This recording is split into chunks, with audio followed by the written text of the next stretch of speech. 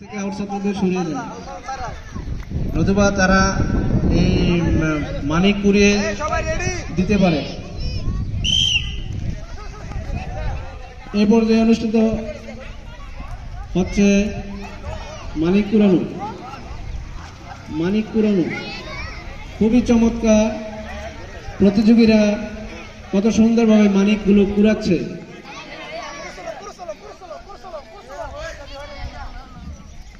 চমৎকার চমৎকার, দেখা যাক কে বেশি মানিক কুড়াতে পারে। অন্য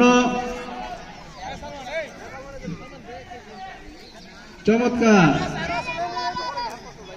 একটা নির্দিষ্ট সময়সীমার মধ্যে কুড়াতে হবে।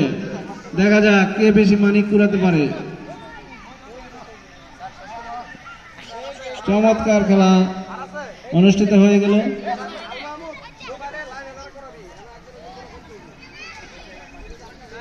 এরই মধ্যে খেলা শেষ পর্যায়ে চলে এসেছে। খেলা শেষ।